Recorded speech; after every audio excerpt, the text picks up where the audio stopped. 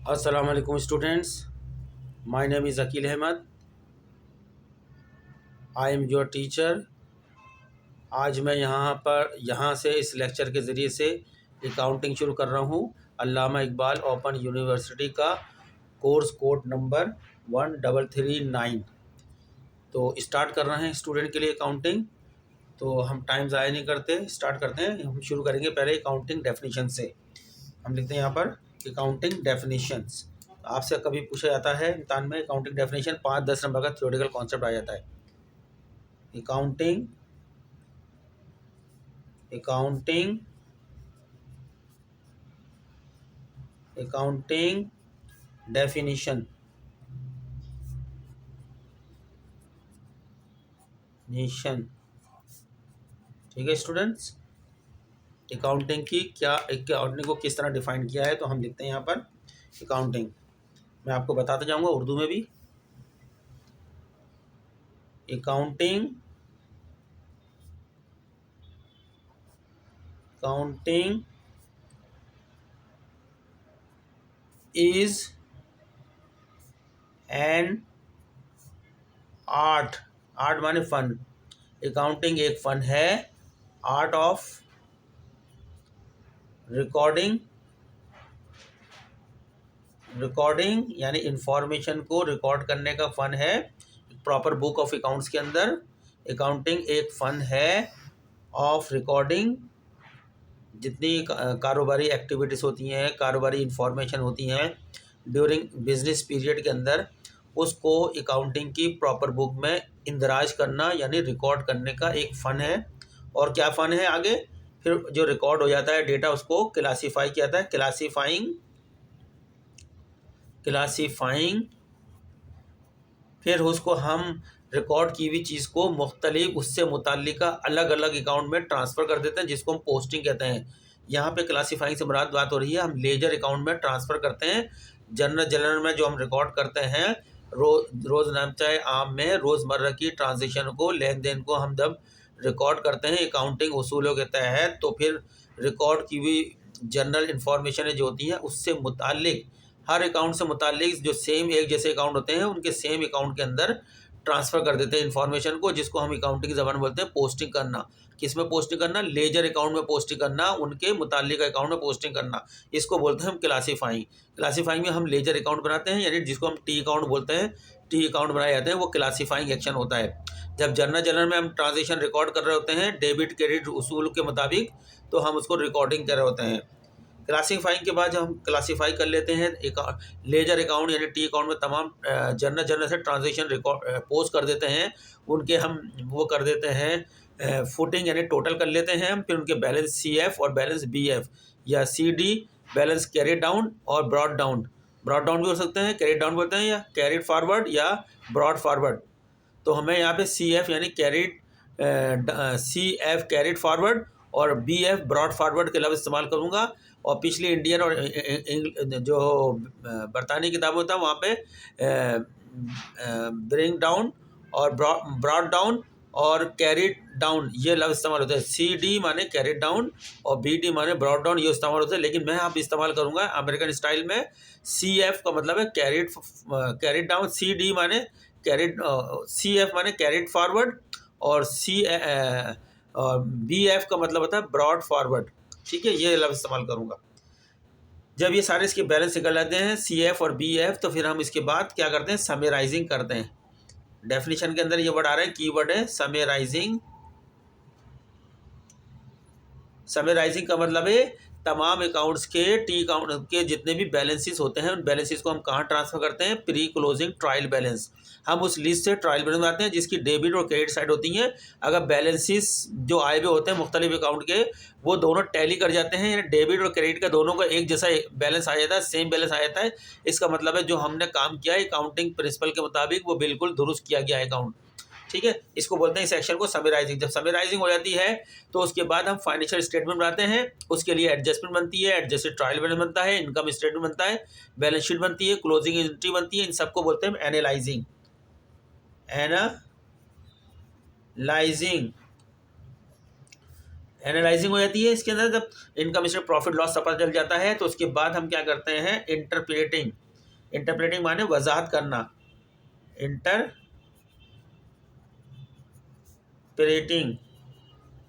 यानी हम जब हमारे प्रॉफिट लॉस स्टेटमेंट बन जाते हैं एनालाइजिंग के अंदर के तहत, तो हम क्या करते हैं फिर उनको जो है वो एक नोट्स ऑफ अकाउंट लिखते हैं हम, यानी जहाँ जहाँ हमने मेथड चेंज किए होते हैं, क्यों चेंज किया होता है, उनकी वजूहत लिखती हैं, प्रॉफिट आने की वजह क्या हुई है, ज़्यादा प्रॉफिट क्यों आया है या लॉस क्यों आया है, वो नोट्स की शक्ल में लिखते हैं, उनको हम इंटरप्रेटिंग कहते हैं। एंड रिपोर्टिंग, फिर रिपोर्ट करते हैं यानी भेजते हैं तमाम फाइनेंशियल स्टेटमेंट को, reporting to the stakeholder, जो भी उसके मुताल्लिका लोग होते हैं उनको वो कॉपी भेज देते हैं, स्टेक होल्डर्स। अकाउंटिंग की डेफिनेशन में, accounting is an art of recording, classifying, summarising, analysing, interpreting and reporting to the stakeholder of an organisation, किसी भी कंपनी की, relating to an accounting period. ठीक है, ये मैंने आपके सामने डेफिनेशन लिखी है, जो अगर इम्तहान में आया तो आप लिख दीजिएगा। मैंने बता दिया, accounting is an art of recording, accounting एक फ़न है रिकॉर्डिंग इंदराज करने का, जितनी भी कारोबारी इंफॉर्मेशन एक्टिविटीज़, जितनी भी माली ट्रांजेक्शन आपके सामने आती हैं, माली लेन देन आता है, उसको प्रॉपर बुक ऑफ अकाउंट में रिकॉर्ड करते हैं। जब प्रॉपर बुक ऑफ अकाउंट में रिकॉर्ड कर देते हैं, फिर उसके बाद उसके लेजर अकाउंट बनाए जाते हैं, उनके टी अकाउंट बनाए जाते हैं, वहाँ उनको ट्रांसफ़र करते हैं, जिसको हम पोस्टिंग का एक्शन कहते हैं। फिर उनके हम बैलेंसेस निकाल लेते हैं, बैलेंस सी एफ और बैलेंस बी एफ। जब balance C F B F आ जाता है तो फिर हम आगे एक्शन होता है समराइजिंग का। समराइजिंग होती है जहाँ पे एक प्री क्लोजिंग ट्रायल बैलेंस बनाते हैं और वहाँ तमाम बैलेंसेस को उनके एक टाइटल ऑफ अकाउंट के सामने लिखते हैं, और अगर वो दोनों डेबिट और क्रेडिट साइड के टोटल इक्वल आ जाते हैं तो तमाम काम हमारा अकाउंटिंग प्रिंसिपल के मुताबिक हुआ होता है। उसके बाद हम एनालाइजिंग की तरफ जाते हैं। एनालाइजिंग में हम एडजस्टमेंट एंट्रीज होती है, एडजस्टेड ट्रायल बैलेंस होता है, इनकम स्टेटमेंट होता है, बैलेंस शीट होती है, क्लोजिंग एंट्री होती है। सारा काम हम एनालाइजिंग में करते हैं। जब एनालाइजिंग में सारा काम कर लेते हैं, प्रॉफिट लॉस पता चल जाता है, तो फिर उसकी इंटरप्रेट करते हैं कि यानी हमने प्रॉफिट जो कमाया है या लॉस कमाया है, क्या वजूहत थी, वो सब नोट्स ऑफ अकाउंट में लिखे जाते हैं। और जब ये सारे काम हो जाता है तो फिर वो मुताल्लिका उनकी कॉपियाँ मुताल्लिका लोगों को भेज जाती हैं। तो ऐसे एक्शन को रिपोर्टिंग करना, रिपोर्टिंग माने भेजना, टू दी स्टेक होल्डर माने मुताल्लिका लोगों को जो इंटरेस्टेड होते हैं इसके अंदर, उनको भेज जाती है। ये जो जितना भी सारा काम होता है किसी का, किसी एक ऑर्गेनाइजेशन, किसी एक कंपनी का होता है, और उसका ताल्लुक होता है किसी एक ख़ास जो है ईयर से ताल्लुक होता है, यानी अकाउंटिंग पीरियड बोलते हैं ईयर से। ठीक है, ये इसकी अकाउंटिंग की डेफिनेशन मैंने लिख दी है। आपको थोड़ी वजाहत भी करता गया हूँ साथ साथ जो है।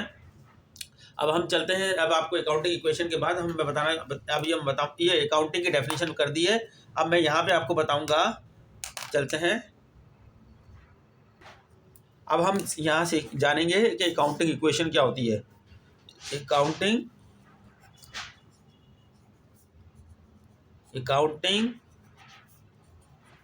इक्वेशन, ये जो मैं अकाउंटिंग इक्वेशन लिखूंगा ये फंडामेंटल अकाउंटिंग इक्वेशन है। कौन सी है? अकाउंटिंग की बुनियादी मसावत लिखने जा रहा हूँ मैं।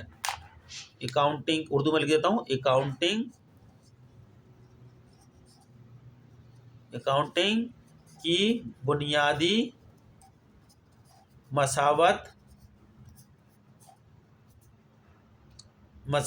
वो मैं आपके सामने लिखने जा रहा हूँ। वो क्या है अकाउंटिंग की बुनियादी मसावत, ये आप देख लें, याद कर लें हमेशा। अकाउंटिंग की काम है, पूरी दुनिया की अकाउंटिंग इस इक्वेशन के ऊपर होती है। ये इक्वेशन आप चूँकि स्टूडेंट हैं आपको पता होनी चाहिए अकाउंटिंग इक्वेशन क्या होती है।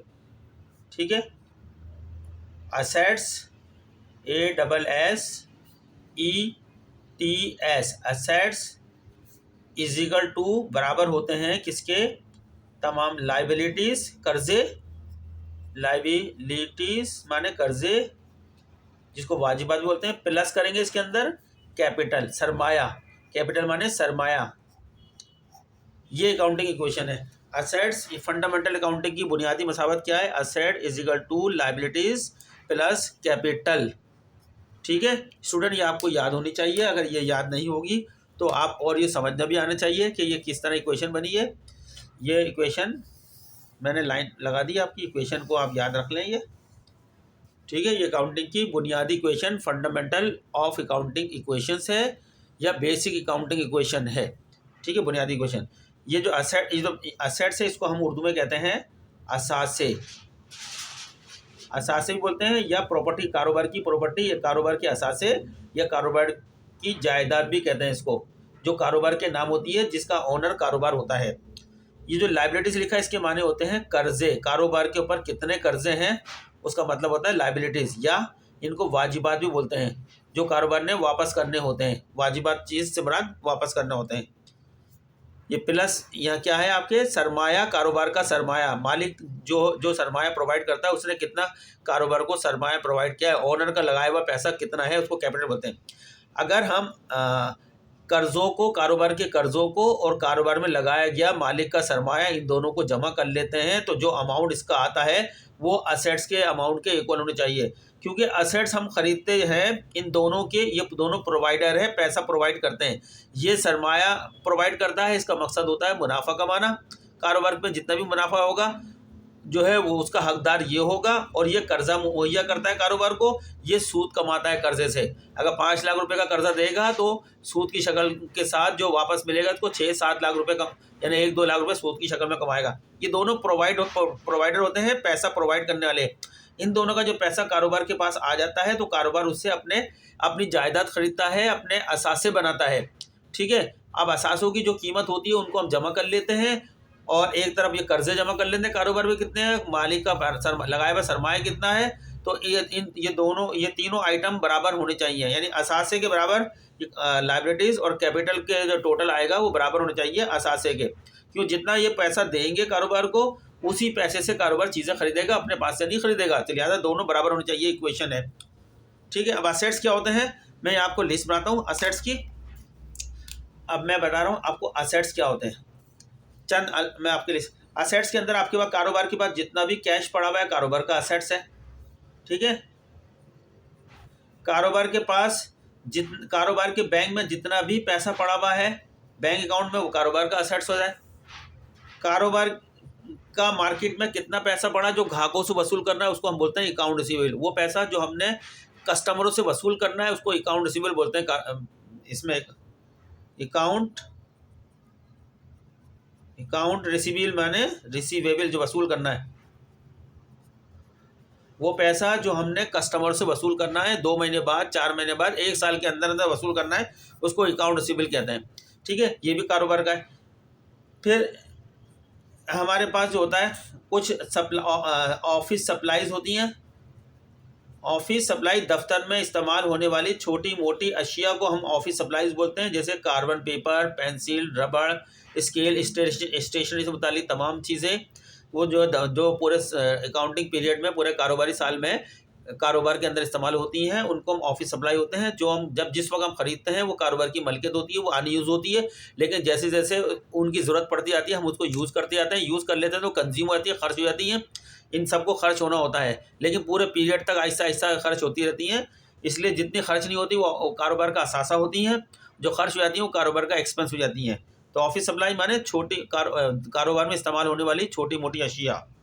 इसी तरीके से आपके पास प्रीपेड एडवांसेस होते हैं। कारोबार ने किसी को, प्रीपेड का मतलब होता है एडवांस, हम बोलते हैं एडवांस। ये वो पैसा होता है जो कारोबार ने अपने मुलाजमों को एडवांस में तनख्वाह की शक्ल में दिया होता है, या कहीं इंश्योरेंस कराया, इंश्योरेंस की किस्तें आपने 2-3 महीने की पहले से दे दी हैं, वो एडवांस होता है, जो कारोबार का असासा होता है जब तक वो खर्च नहीं होगा, जब तक असासा है, ठीक है। आपने एडवर्टाइज़ करानी है, 3-4 महीने तक एडवर्टाइज़ करानी है, आपने पहले से पैसे दे दिए एडवर्टाइज़ के, तो वो आपका एडवांस है, जिसको हम प्रीपेड कहते हैं। प्री माने पहले, पेड माने पहले से अदा किया हुआ, जो आप जब चाहें वापस ले सकते हैं। इसी तरह कारोबार ने किराया 4-5-6 या 1 साल का पूरा पहले से अदा कर दिया, जब चाहे वापस ले सकते हैं, वो कारोबार का असासा है, प्रीपेड रेंट, ठीक है। इसी तरह कारोबार ने कुछ ज़मीन खरीदी है, वो कारोबार के नाम है तो कारोबार का असासा है। इसी तरीके कारोबार ने कोई बिल्डिंग खरीदी है,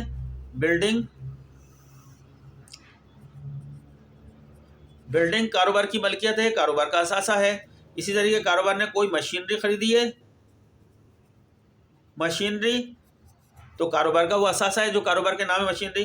कारोबार ने कोई इक्विपमेंट खरीदा है, इक्विपमेंट के अंदर आता है कैलकुलेटर, कंप्यूटर, जो है लैपटॉप, ये सब इक्विपमेंट कहलाते हैं। कीमती साजो सामान, इक्विपमेंट खरीदा है, कारोबार के नाम है ये इक्विपमेंट, तो ये कारोबार का असासा है। इसी तरीके से कारोबार ने कुछ फर्नीचर खरीदा है, फर्नीचर खरीदा है कारोबार के लिए, जो कारोबार के नाम है, तो कारोबार का असासा है।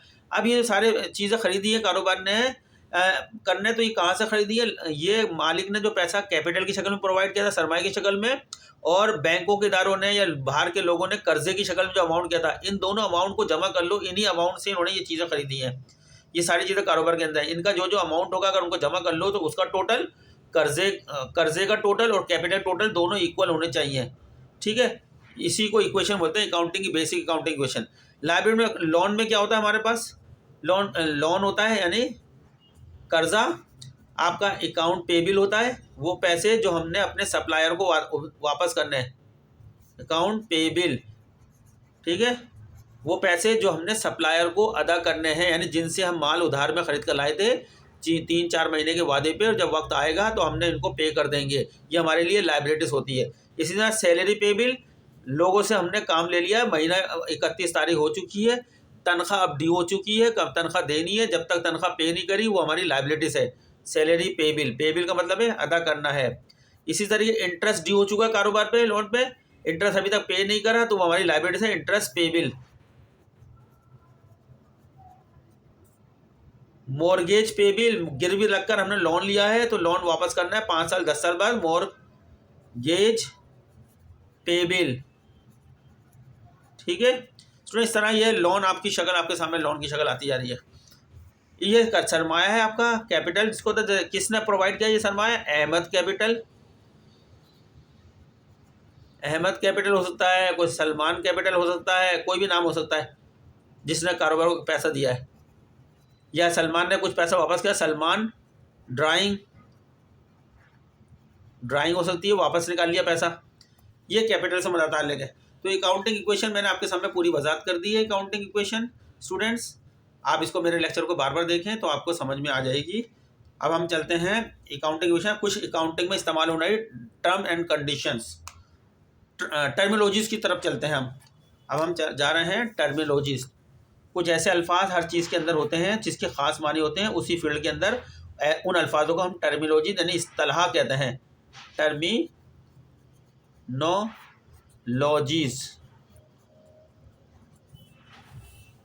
इस्तिलाह, अलिस्वाद तोय लाम, इस्तिलाह माने हर फील्ड के अंदर कुछ अल्फाज ऐसे होते हैं जो इस्तेमाल होते हैं, उनके जनरल माने अलग होते हैं, लेकिन उस फील्ड में उसके माने अलग होते हैं, ख़ास होते हैं, तो उन माने को आपका जानना ज़रूरी है। हम यहाँ लिखते हैं पहले लिखते हैं मर्चेंडाइज।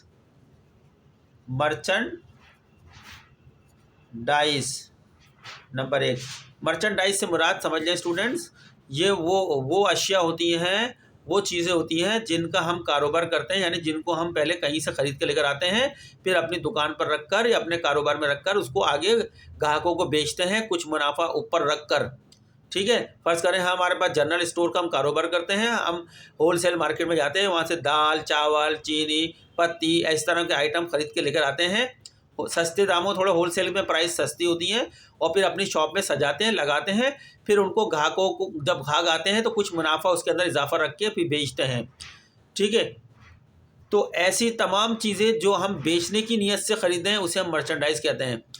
हर वो आइटम, हर वो चीज़ें जिसका मकसद कोई कारोबार इस मकसद से ख़रीद के लेकर आता है अपने कारोबार में या अपनी दुकान पर कि इसको हम थोड़ा प्रॉफिट रख के रीसेल करेंगे, बेचेंगे, तो वो तमाम अशिया क्या कहलाती है? मर्चेंडाइज़। अगर आप फर्नीचर का कारोबार कर रहे हैं, कहीं से फर्नीचर ख़रीद के अपनी दुकान पे लाएंगे, फिर उसको प्रॉफिट रख कर उसको आगे कस्टमर को बेच देंगे, तो वो फर्नीचर आपकी मर्चेंडाइज़ होगा। जनरल स्टोर में जितना भी सामान होगा वो आपकी मर्चेंडाइज़ होगा। मेडिकल स्टोर है, मेडिकल स्टोर में आप जितनी भी दवाइयाँ खरीद के लेकर आते हैं बाहर से, जब खरीद के लाते हैं तो वो आपकी इन्वेंट्री कहलाती है, यानी ज़ख़ीरा कहलाता है मर्चेंडाइज़ का, और जब उसका ग्राहक आया था उसको बेच देते हैं तो फिर वो सेल में कन्वर्ट हो जाती है। ठीक है, मेडिकल स्टोर, अगर आप दूध की दुकान खोले हुए हैं, दूध बेचते हैं, तो दूध आपकी मर्चेंडाइज़ है। अगर आपके पास बेकरी है, बेकरी में बिस्किट, पापे, डबल रोटी यहाँ बेचते हैं आप, तो वो आपकी मर्चेंडाइज़ है। हर वो चीज़ मर्चेंडाइज़ है जिसका आप कारोबार कर रहे हैं। सब्जी वाला ठेले पे पर आलू प्याज बेचता है तो सब्जी वो ठेले वाले की जो आलू और प्याज मर्चेंडाइज है, क्योंकि उसमें उससे प्रॉफिट कमाता है। सब्जी वाले के ठेले पे जितनी भी सब्जी रखी होती है उसकी वो मर्चेंडाइज है। इसी मर्चेंडाइज को हमें कोई एक ख़ास नहीं नहीं बता सकता, बस ये बताना है इसका कि मर्चेंडाइज से मुराद वो अशिया जो बेचने की नीयत से कारोबार में ख़रीदी जाए, यानी रीसेल करने की नीयत से ख़रीदा जाए, तो हम मर्चेंडाइज कहते हैं। ठीक है जी, समझ में आ गई होगी। अब जब मर्चेंडाइज को कारोबार में लेकर आते हैं तो जब तक ये कारोबार में अनसोल्ड रहती है, बिकती नहीं है, कारोबार की दुकान में रखी रहती है, तो इसको कहते हैं मर्चेंडाइज इन्वेंट्री कहती है। ये इन्वेंट्री माने ज़ख़ीरा, स्टॉक जो अनसोल्ड अभी तक बिका नहीं, जब तक ये माल कारोबार में बेचने के लिए ऐसे दुकान में सजा के रखते हैं, अभी तक कोई ग्राहक नहीं आया था, तो उस वक्त तक ये माल जो कारोबार में रखा रहता है इसको मर्चेंडाइज इन्वेंट्री कहते हैं। यानी अभी तक ये माल बिका नहीं है, बेचने के लिए रखा हुआ है कारोबार में। इन्वेंट्री माने ज़ख़ीरा, स्टॉक। तीसरी, जब हम मर्चेंडाइज को खरीदने अपनी दुकान पर लेकर आते हैं, खरीद के लेकर आते हैं इस नियत से कि इसको बेचेंगे, तो हम उसको अकाउंटिंग की बुक में किस नाम से रिकॉर्ड करते हैं? हम अकाउंटिंग बुक में मर्चेंडाइज के नाम से रिकॉर्ड नहीं करते। अकाउंटिंग बुक में हम इसको परचेजिस के नाम से रिकॉर्ड करते हैं। जब भी हम अकाउंटिंग की बुक में परचेजिस देखेंगे तो हम समझ जाएंगे ये मर्चेंडाइज है, इस चीज़ का कारोबार कर रहे हैं हम, इसको इसकी खरीदो फरोख्त कर रहे हैं। और जब हम उस मर्चेंडाइज को सेल कर देंगे तो अकाउंटिंग की बुक में हम उसको सेल के नाम से लिखेंगे। ये सेल के नाम से लिखेंगे, ये हमारी खरीद कीमत थी, ये हमारा प्रॉफिट के साथ बेची है हमने, इन दोनों के बीच में जो गैप होता है वही हमारा प्रॉफिट होता है। ठीक है। पांचवा, ट्रांसपोर्टेशन। ट्रांसपोर्टेशन से मुराद है जो हम मर्चेंडाइज कारोबार में खरीद के लेकर आते हैं बेचने की नीयत से, उस पर जितना भी अपनी दुकान तक लाने का किराया खर्च होता है, सुजुकी में रख के, गधा गाड़ी में रख के, घोड़ा गाड़ी में रख के, जिसमें भी रख के लेकर आते हैं, वो किराया भी उस किराए को हम ट्रांसपोर्टेशन कहते हैं। ठीक है। यहाँ पर फिर मैं लेता हूँ एक और आइटम लेता हूँ मैं इसमें आपके सामने, अकाउंट रिसीवेबल। अकाउंट रिसीवेबल, इससे मुराद वो अमाउंट जब हम अपने कारोबार में जो मर्चेंडाइज खरीद के लाए थे बेचने की नीयत से, जब कस्टमर हमारे पास आता है और कस्टमर हमसे कहता है कि मुझे उधार में कुछ सामान दे दें, अगर हम उसको उधार में कुछ सामान बेच देते हैं 1 महीने 2 महीने के वादे पर, तो अकाउंटिंग बुक में कैश तो हमारे पास हमें मिला नहीं होता, सामान कस्टमर ले जाता है हमारे पास से, लेकिन कैश नहीं, जब तक कैश नहीं मिला होता उस वक्त तक ये लफ्ज़ लिखते हैं अकाउंट रिसीवेबल अकाउंटिंग में। यानी इसका मतलब ये होता है ये पैसे काबिल वसूल हैं, ये ग्राहकों से कुछ जब इसकी जो वादा किया है डेट आएगी उस डेट पे वसूल करने हैं ग्राहक से पैसे ही, तो उस वक्त तक के लिए हम अकाउंटिंग में कैश की जगह पे अकाउंट रिसीवेबल लिखते हैं जब तक पैसे नहीं मिले होते। ये हमारा असेट्स होता है। चलते हैं आगे। नया नंबर 7 ले लेते हैं हम, अकाउंट पेबिल। Account payable. अब कारोबार जब हम जाते हैं मार्केट में मर्चेंडाइज खरीदने या कोई फर्नीचर खरीदने या कोई बिल्डिंग खरीदने, जब हम वहाँ पे कीमत पूछते हैं कि कितने का है, तो हमारी जेब में बहुत दफ़ा पैसे होते हैं तो हम कैश में ख़रीद लेते हैं, लेकिन बाज़ दफ़ा ऐसा होता है कि हमें बहुत शिद्दत से ज़रूरत होती है उस चीज़ की, लेकिन हमारे पास उतने पैसे नहीं होते ख़रीदने के, क्योंकि हमारी कारोबारी साख तो अच्छी होती है, हम उससे अक्सर दुकानदार से माल ख़रीदते रहते हैं, दुकानदार हमें जानता है तो हम दुकानदार से कहते हैं, दुकानदार जिससे हम माल ख़रीदते हैं उसको सप्लायर कहते हैं, हम उस सप्लायर से कहते हैं कि भाई हमें इस चीज़ की ज़रूरत है, आप हमारी कारोबारी साख जानते हो कि हम खरीदो फरोख्त करते रहते हैं आपसे, अगर आप हमें 3 महीने के उधार पर ये चीज़ दे देते हैं तो हम आपको 3 महीने के बाद पेमेंट कर देंगे। क्यों? 4 कारोबारी इदारे जो होते हैं उनको अपनी अशिया बेचना होती है, और जिन लोगों के साथ अच्छे ताल्लुकात होते हैं वो उनको फ़रोख्त कर देते हैं, वो अशिया दे देते हैं। जब हम बाज़ार से किसी उधार में कोई सामान ख़रीद के लाते हैं और 2 महीने 3 महीने का वादा कर लेते हैं कि हम 2 महीने या 3 महीने के बाद पेमेंट करेंगे, जब तक हमने चीज़ तो हमारे पास आ गई लेकिन हमने अभी तक पेमेंट नहीं करी, जब तक हमने पेमेंट नहीं करी तो अपनी अकाउंटिंग बुक में कैश की जगह पे हम अकाउंट पेबल लिखेंगे, जिसका मतलब है ये पैसा हमने सप्लायर को यानी दुकानदार को अदा करना है। एक जब वो वक्त आएगा वादे का, जो हम वादा करके आए उस वक्त वादा करना है, ये हमारी लाइबिलिटीज़ होती है, हमने पे करना होता है दुकानदार को एक वादे वाले टाइम पर, 2 3 4 महीने के अंदर, ये ज़्यादा 1 साल के अंदर का टाइम हो सकता है। ठीक है। तो हम अकाउंट पेबल में वो पैसा जो हमने सप्लायर को अदा करना है, पे करना है। ठीक है। 8वां पॉइंट लिखता हूँ मैं यहाँ पे टर्मिनोलॉजीज का, कस्टमर्स। कस्टमर से मुराद ग्राहक होते हैं। कारोबार जब जिनको माल उधार में या कैश में बेचता है उनको बोलते हैं ग्राहक। ठीक है। नवा सप्लायर, मैंने अभी जिक्र भी किया। सप्लायर वो लोग होते हैं जिनसे हम माल खरीद कर लाते हैं, अपने कारोबार में रख कर बेचते हैं या अपने कारोबार में यूज़ करते हैं। कुछ माल यूज़ करने के भी लेकर आते हैं तो कारोबार जिनका काम हमारा बेचना नहीं होता, और कुछ मर्चेंडाइज भी लाते हैं जिसको हम बेचते हैं, हम उसको कैश में भी खरीद के लाते हैं और उधार में भी खरीद के लाते हैं। सप्लायर का मतलब है जिन लोगों से हमने माल खरीद के लेकर आए हैं अपने कारोबार में, तो वो हमारे सप्लायर हैं। उनको या तो हमने कैश उसी वक्त पे कर दिया, या हमने वादा कर लिया कि कुछ अरसे बाद पे करेंगे। कैश पे कर दिया तो कैश हमारे पास से कम हो जाता, चला जाता है। नहीं पे किया है तो उस वक्त तक के लिए हम अकाउंट पेबल, जो हमने ऊपर बताया था आपको, अकाउंट पेबल का लफ्ज़ लिखते हैं। ठीक है। सप्लायर के लिए कस्टमर चूँकि हम माल बेचते हैं तो कस्टमर से हम कैश वसूल करते हैं। अगर वो हमें कैश उसी वक्त दे देता है तो उसी वक्त मिल जाता है। अगर कस्टमर हमसे वादा कर लेता है 2, 3, 4 महीने बाद देगा तो हम सामान दे देते हैं, लेकिन पैसे नहीं मिलते। जब तक पैसे नहीं मिलते उस वक्त तक के लिए हम अकाउंट रिसीवेबल का लफ्ज़ लिखते हैं, जो हमने ऊपर बताया अभी आपको, अकाउंट रिसीवेबल। अब एक और वर्ड ले लेते हैं, 10वीं टर्मिनोलॉजी हम ले लेते हैं ड्राइंग। ज़्यादा नहीं लिखेंगे, हम कम ही लिख रहे हैं, बाकी को तो मैं आगे बताता रहूँगा साथ साथ।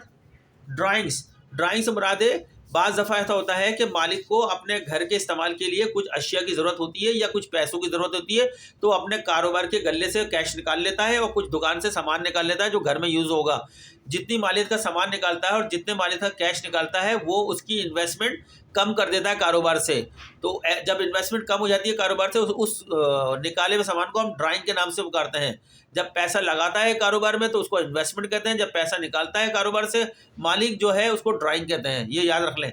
लेकिन ड्राइंग के लिए लाजमी लिखा होगा कि जब मालिक अपने ज़ाती इस्तेमाल के लिए कुछ पैसे या जो है कुछ अशिया कारोबार से निकाल ले तो उसे हम ड्राइंग कहते हैं। इसमें पर्सनल यूज़ लाजमी है, प्राइवेट यूज़ या पर्सनल यूज़ लाजमी है। अगर मालिक ज़ाती इस्तेमाल के लिए निकालता है, कारोबारी इस्तेमाल के लिए निकालता है तो ड्राइंग नहीं होगी, लेकिन पर्सनल यूज़ के लिए जब भी निकालेगा वो ड्राइंग होगी। तो स्टूडेंट, मैंने इतनी टर्मिनोलॉजीज़ आपको बतानी थी, आपको ये पता होनी चाहिए कम से कम। और तो बहुत सारी टर्मिनोलॉजीज़ हैं, लेकिन वो मैं साथ साथ बताता रहूँगा जैसे टॉपिक चलते रहेंगे। तो अब मैं चलता हूँ अकाउंटिंग के rules of debit and credit की तरफ। आप ये सारी चीज़ें लिखते रहें, कॉन्सेप्ट को ध्यान में करते हैं। जब मैं अकाउंटिंग आपको हल कराऊंगा सवालात को, तो आपको जब समझ में आएगी ये अल्फाज का इस्तेमाल होगा वहाँ पे। अगर इन अल्फाज के माने नहीं पता होंगे तो बहुत 1-2 टर्मिनोलॉजी और लिख देता हूँ मैं, 1-2 और लिख देता हूँ। 11वीं में लिख देता हूँ मैं आपको। डेबिट, बहुत सुना होगा बस। डेबिट को हम रिप्रेजेंट करते हैं डी, पहला लेटर कैपिटल, दूसरा स्मॉल में। डेबिट माने DR से इशारा करते हैं, डेबिट यानी जो कारोबार के अंदर आया उसे, जो वसूल पाया उसे डेबिट कहते हैं, या जो कारोबार में आ गया उसे हम डेबिट कहते हैं। और एक लफ्ज़ है, 12वां लफ्ज़ है क्रेडिट का लफ्ज़, आपने सुना होगा क्रेडिट के माने होते हैं, इसको लिखते हैं शॉर्ट में CR, C बड़ा होगा R छोटा होगा, क्रेडिट। इसको CR को हम क्रेडिट पढ़ते हैं, DR को डेबिट पढ़ते हैं। ठीक है। एक लफ्ज़ आपका और है इंक्रीज। इंक्रीज माने बढ़ना। इंक्रीज के माने क्या है? इजाफा होना या बढ़ना। ठीक है। एक लफ्ज़ और इस्तेमाल होता है, 14वीं लिख दो टर्मिनोलॉजी, डिक्रीज। डिक्रीज के माने होते हैं कम होना या घटना। ठीक है स्टूडेंट्स, ये इतने अल्फाज बहुत हैं जो आपको याद रखना ज़रूरी है। अब मैंने वर्ड इस्तेमाल किया डेबिट और क्रेडिट, डेबिट की और क्रेडिट की डेफिनेशन लिखवा देता हूँ यहाँ पे। डेबिट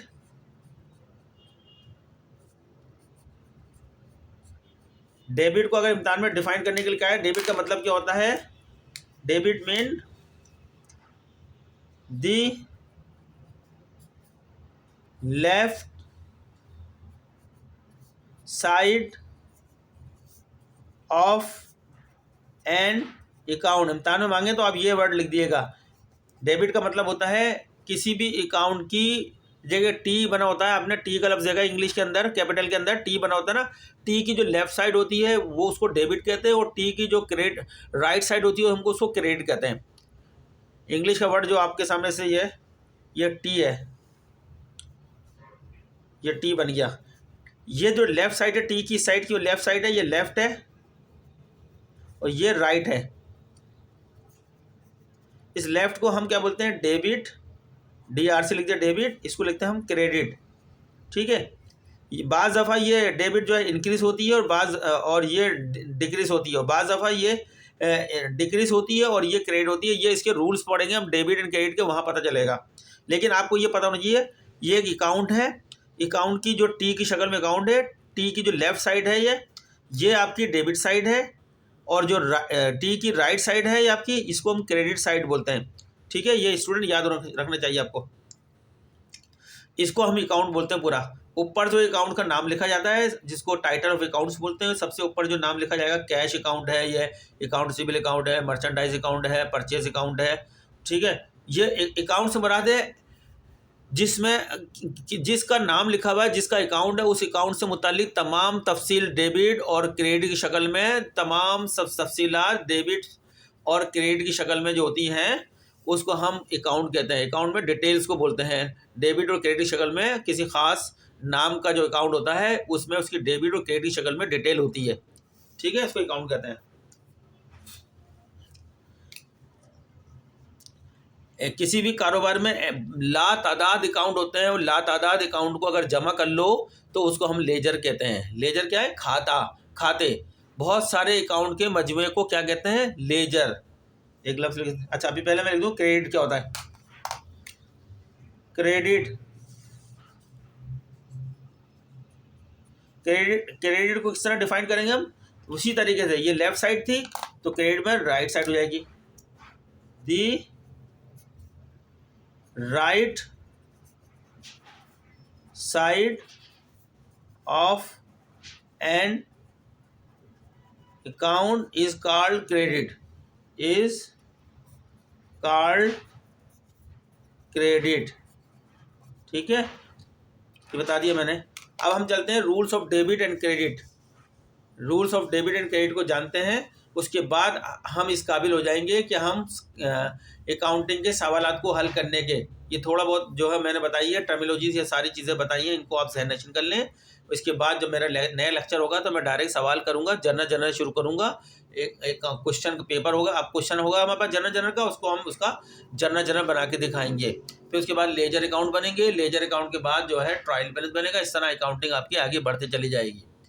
तो यहाँ तक कम से कम आपको जानना बहुत ज़रूरी है, जो मैंने बहुत शॉर्ट करके आपके सामने रखी है कि आप कम से कम वक्त में इनको समझ जाएं अकाउंटिंग के लिए। अब हम चलते हैं rules of debit and credit, जो कि बहुत इंपॉर्टेंट है आपको अकाउंटिंग करने से पहले। Rules of debit and credit, debit करने का रूल क्या है और क्रेडिट करने का रूल क्या है, ये जानना बहुत ज़रूरी है। चलते हैं इसकी तरफ, चलें सीखते हैं। रूल्स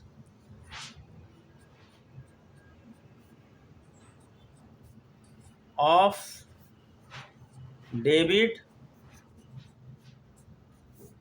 एंड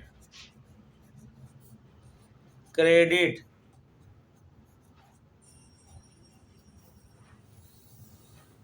ठीक है, हमारा 5 ग्रुप ऑफ अकाउंट होते हैं, उन्हीं के रूल बनाए गए हैं पूरी दुनिया में, उन्हीं की अकाउंटिंग की जाती है। 5 कौन कौन से हैं? नंबर 1 असेट्स का रूल है, एक हमारे पास असेट्स का रूल है, ये इक्वेशन के अंदर भी लफ्ज़ इस्तेमाल हुआ है। फिर नंबर 2 हमारे पास लायबिलिटीज़ का रूल होगा।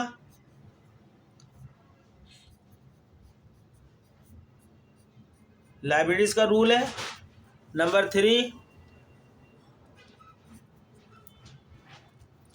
हमारे पास कैपिटल का रूल है। नंबर 4 हमारे पास रेवेन्यू का रूल है, आमदनी का जिसको बोलते हैं।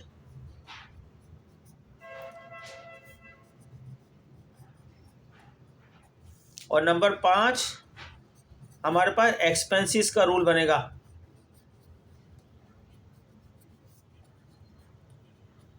ये दुनिया में 5 जो है ग्रुप ऑफ अकाउंट आपके सामने मैंने लिखे हैं। पूरी दुनिया की accounting in 5 group of accounts पे चल रही है।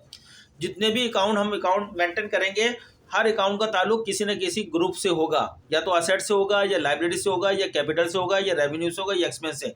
तो आपको पता होना चाहिए अकाउंटिंग के टोटल ग्रुप कितने हैं। इसको नेचर ऑफ अकाउंट भी बोलते हैं, इनको हम बोलते हैं नेचर ऑफ अकाउंट भी। कितने नेचर ऑफ अकाउंट्स हैं या ग्रुप ऑफ अकाउंट्स हैं?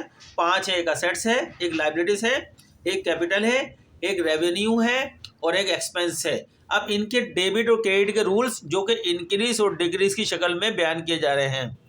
चलें अब मैं बयान करता हूं, पहले असेट्स का रूल बयान करता हूं। देखें, असेट जब भी इंक्रीज होगा, यानी असेट परचेज करके कारोबार के अंदर आएगा, उसको बोलते हैं इंक्रीज करना। जब भी कोई भी असेट्स कारोबार के अंदर एंटर होगा, दाखिल होगा, वो वाले खरीद करके आए या कहीं से आए, तो इसको बोलते हैं इंक्रीज करना। जब भी असेट्स कारोबार में इंक्रीज होगा तो उसे हम क्या करेंगे, उसका रूल क्या है, उसे डेबिट साइड में लिखेंगे। कहाँ लिखेंगे? डेबिट, उसको हम डेबिट कर देंगे, डेबिट साइड में लिखेंगे। उसकी अमाउंट का जो कॉलम होगा डेबिट का, उसमें लिखेंगे when assets is increase it always be written on debit side.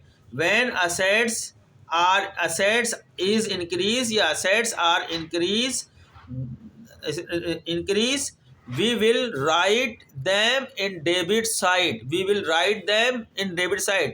जब भी असासों में या असेट्स में इजाफा होगा, इंक्रीज होंगे, वो डेबिट कर दिए जाएंगे, उसको अकाउंटिंग की डेबिट साइड में लिखा जाएगा। ये याद कर लें। इसी का अपोजिट रूल असेट्स का डिक्रीज। डिक्रीज माने कम होना, इंक्रीज माने बढ़ना, इजाफा होना। डिक्रीज, जब भी असेट डिक्रीज होंगे, जब भी कारोबार से असासों में कमी वाक़या होगी, तो उसको कहाँ लिखेंगे? क्रेडिट साइड में लिखेंगे। कमी को क्रेडिट साइड में लिखेंगे असेट्स की, असेट में इजाफे को डेबिट साइड में लिखेंगे। ये रूल आप याद कर लें, रट लें। Assets increase debit, asset decrease credit, asset increase will be written on debit side, asset decrease will be written on credit side. जब भी असासे बढ़ेंगे तो उनको डेबिट में लिखेंगे, जहां भी कारोबार से असासों में कमी वाक़या होगी उसे क्रेडिट में लिखेंगे। ठीक है, याद हो गया होगा रूल। अगला रूल है लाइबिलिटीज का, कर्जों का। ठीक है, जब भी कर्जे इंक्रीज होंगे, कारोबार के ऊपर कर्जे चढ़ेंगे, कारोबार पे कर्ज का बार चढ़ेगा, यानी आप किसी कारोबार के लिए कुछ चीज़ें उधार में परचेज कर लेते हैं या बैंकों से कुछ लोन ले लेते हैं, तो कारोबार के ऊपर ये बार चढ़ रहा है जो आपने वापस करना है, टाइम वादे के मुताबिक कर्जा वापस करना है। जब भी कर्जा हम लेंगे तो उसको कहते हैं हम इंक्रीज करना। तो जब भी उसको तो हम लिखेंगे कहाँ पर? अकाउंटिंग की बुक में। तो हमारा रूल्स है डेबिट क्रेडिट के अंदर वो क्रेडिट में लिखा जाएगा। लायबिलिटी का रूल ये है कि जब भी लाइबिलिटीज इंक्रीज करेगी उसे हम कहाँ शो करेंगे? उसे हम क्रेडिट में शो करेंगे। जब भी लाइबिलिटीज क्रेडिट में होगी, इसका मतलब है ये इंक्रीज करिए लाइबिलिटीज। इसका उल्टा रूल यह है कि जब भी कर्जों की पेमेंट कर दी जाएगी, कर्जे कम करे जाएंगे। कारोबार पेमेंट करने से ही, वापस करने से ही कर्जे कम होते हैं, तो उसको डिक्रीज करना कहते हैं, यानी कर्जे हमारे कम हो रहे हैं। जब हम कारोबार से कर्जे कम करेंगे तो कहाँ शो करेंगे? उसको हम डेबिट कर देंगे। डेबिट से जब कर्जों को जब भी डेबिट करेंगे, इसका मतलब है हम कर्जों की पेमेंट कर रहे हैं, अदायगी कर रहे हैं, कर्जों को वापस कर रहे हैं उनको। ठीक है, when liabilities is increase it will always be retained on credit side, when liabilities is decrease it will always be retained on debit side। ठीक है स्टूडेंट्स, नेक्स्ट रूल की तरफ चलते हैं। कैपिटल का रूल भी लाइबिलिटी से ना सेम ही है। जो लाइबिलिटी का रूल है वही कैपिटल है। ये भी कैपिटल भी जब भी मालिक कारोबार में सरमाया लगाएगा, पैसे लगाएगा, चीज़ें कारोबार को देगा, तो वो कहेंगे वो कैपिटल इंक्रीज कर गया। जब कैपिटल इंक्रीज कर जाता है तो उसको हम क्रेडिट में लिखते हैं। कहाँ लिखते हैं? अकाउंटिंग के क्रेडिट में लिखते हैं। इसका उलट जब कारोबार से पैसा निकालता है मालिक, ड्राइंग करता है या पैसे की डिसइन्वेस्टमेंट करता है, वापस निकाल लेता है पैसा, तो इसको हम डिक्रीज करना बोलते हैं। डिक्रीज की शक्ल में हम जब कैपिटल कारोबार से पैसा निकाल लेगा मालिक, वापस ले लेगा, तो हम उसको फिर कहाँ लिखेंगे? डेबिट साइड में लिखेंगे।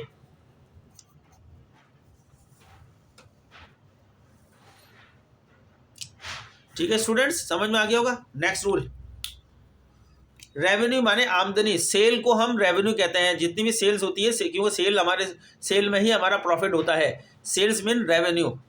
जब भी सेल्स इंक्रीज होगी या रेवेन्यू इंक्रीज होगी, आमदनी बढ़ेगी कारोबार की, तो हम उसको कहाँ शो करेंगे? सेम रूल है, लायबिलिटीज़ का, कैपिटल का और रेवेन्यू का एक ही रूल है, इंक्रीज करने में क्रेडिट, डिक्रीज करने में डेबिट, इन तीनों के अंदर। तो हम इसको लिखेंगे, जब भी रेवेन्यू में इजाफा होगा कारोबार की, जनरेट होगी रेवेन्यू, पैदा करेंगे रेवेन्यू, आमदनी बनाएंगे, प्रॉफिट कमाएंगे, जो भी होगा, तो उसको हम कहाँ शो करेंगे? क्रेडिट साइड में शो करेंगे।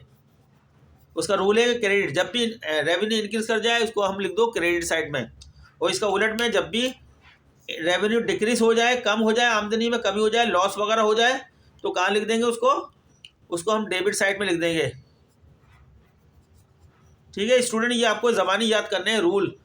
जब आप ट्रांजेक्शन करेंगे तो आपको रूल पता होना चाहिए, याद होना चाहिए।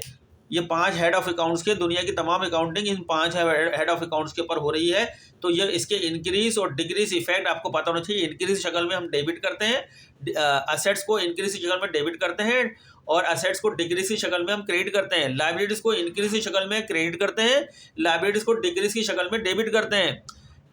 कैपिटल को इंक्रीज की शक्ल में हम क्रेडिट करते हैं, और कैपिटल को डिक्रीज की शक्ल में हम डेबिट करते हैं। इसी तरीके रेवेन्यू को हम इंक्रीज की शक्ल में क्रेडिट करते हैं, और रेवेन्यू को डिक्रीज की शक्ल में डेबिट करते हैं। ये 3 रूल एक जैसे हैं, लायबिलिटीज, कैपिटल, रेवेन्यू, और 2 रूल एक जैसे हैं, असेट्स का और एक्सपेंस का। एक्सपेंस का रूल भी वही है जो हमने असेट्स का किया था। अगर एक्सपेंस इंक्रीज होते हैं यानी अखराजात होते हैं कारोबार के, उसको इंक्रीज करना बोलते हैं। जब भी कारोबार के अखराजात होंगे कहेंगे ये इंक्रीज हो रहे हैं, खर्चे बढ़ गए, खर्चे हो गए। जब खर्चे कंफर्म हो जाते हैं तो उसको बोलते हैं इंक्रीज, तो उसको लिखेंगे कहाँ पे? डेबिट साइड में लिखेंगे। जब भी अखराजात इंक्रीज करेंगे उसको डेबिट में लिखेंगे, और अखराजात में कमी वाक़या होगी, डिक्रीज होंगे या खर्चे डिक्रीज होंगे, तो कहाँ लिखेंगे? उसको हम क्रेडिट में लिखेंगे। असेट्स का और एक्सपेंस का रूल बिल्कुल सेम है, उसको हम लिखेंगे क्रेडिट में। अब हम इसके बाद जब अकाउंटिंग की बुक बनाएंगे, जर्नल, लेजर अकाउंट, वहाँ डेबिट और क्रेडिट चलेंगे। हम हर ट्रांजेक्शन को डेबिट और क्रेडिट के जरिए ही रिकॉर्ड करेंगे, तो वहाँ हमें पता होना चाहिए इसके रूल्स, डेबिट क्रेडिट करें। और तमाम ट्रांजेक्शन जितनी भी हम करेंगे वो ये 5 ग्रुप ऑफ अकाउंट से बाहर नहीं होंगी, इन्हीं के अंदर होंगी। ठीक है ना? तो लिहाजा उनका कायदा आपको पता होना चाहिए, रूल क्या है इन 5 का। तो मैंने आपको ये बिल्कुल रूल लिखा करवा दिया है। अब नेक्स्ट टाइम जो मैं अपने नेक्स्ट लेक्चर के अंदर आपको पढ़ाऊँगा, आप क्वेश्चन हल करवाऊंगा, उसके जर्नल पहले बनाना सिखाऊंगा, उसके बाद आपकी बुक से सवाल हल करवाऊंगा। पहले खुद से बनाना सिखाऊंगा कि कैसे बनता है जर्नल, सवाल कैसे होता है, सवाल को कैसे पढ़ा जाता है। उसके बाद फिर मैं आपको बताऊंगा कि अब इसको हम सॉल्व कैसे करेंगे। ठीक है स्टूडेंट, अब हम चूँकि लेक्चर लंबा हो जाएगा, इसको बड़ा नहीं करना चाह रहा ज़्यादा। नेक्स्ट लेक्चर के अंदर हम बाकायदा तरीके से सवाल हल करेंगे, जर्नल बनाना सीखेंगे, लेजर अकाउंट बनाना सीखेंगे, टी अकाउंट बनाना सीखेंगे, उसके ट्रायल बैलेंस बनाना सीखेंगे। ठीक है, तो आपसे गुजारिश है कि आपका जितना गुड रेस्पॉन्स आएगा, अच्छा रेस्पॉन्स आएगा, तो हम तभी आगे बढ़ेंगे काम करने के लिए, वरना हम फिर स्लो हो जाएंगे अगर अच्छा रेस्पॉन्स नहीं आएगा। अगर आप चाहते हैं कि हम तमाम पूरी अकाउंटिंग आपको पढ़ाएं, तो आप हमारे लिए कोशिश करें कि इसको ज़्यादा से ज़्यादा फैलाएँ, इसको आगे जो है शेयर करें दूसरे स्टूडेंट को, और इसको सब्सक्राइब ज़रूर करें आप, साथ में लाइक भी करें, और हमें कमेंट्स करके बताएं कि हमारे लेक्चर आज से आपको कोई फ़ायदा हो रहा है या नहीं हो रहा है, या इसमें कोई आपको समझ में नहीं आ रही तो हमें सवाल करें, हम आपको बताएंगे। जब हम देखेंगे बहुत सारे सब्सक्राइबर हो गए तो हम इसका एक ग्रुप व्हाट्सएप पे ग्रुप बना देंगे डिस्कशन करने के लिए, जो भी आप डिस्कशन करना चाहते हैं। लेकिन हमें अभी चाहिए आप सब्सक्राइब को बढ़ाएँ तेज़ी से, और जो है इसके व्यूज़ को बढ़ाएँ, ज़्यादा व्यूज़ बढ़ाएँ, इसको आगे जो है आप दूसरे लोगों को भी शेयर करें। ठीक है, साथ में कमेंट्स भी करें। अब मिलते हैं हम नेक्स्ट लेक्चर में, आप इंशाल्लाह देखते हैं कितना अच्छा गुड रेस्पॉन्स आता है। सारी जद्दोजहद रेस्पॉन्स के ऊपर ही चलेगी आपके। ठीक है, हम आपको पढ़ाएंगे अच्छी तरीके से, आप हमसे पढ़ें, समझें और अपना इम्तहान पास करें, अच्छे नंबर लें। तब तक मेरा नाम अकील अहमद है, मैं आपका टीचर हूँ। नेक्स्ट लेक्चर में मिलूँगा मैं आपको, तब तक के लिए अल्लाह हाफिज़।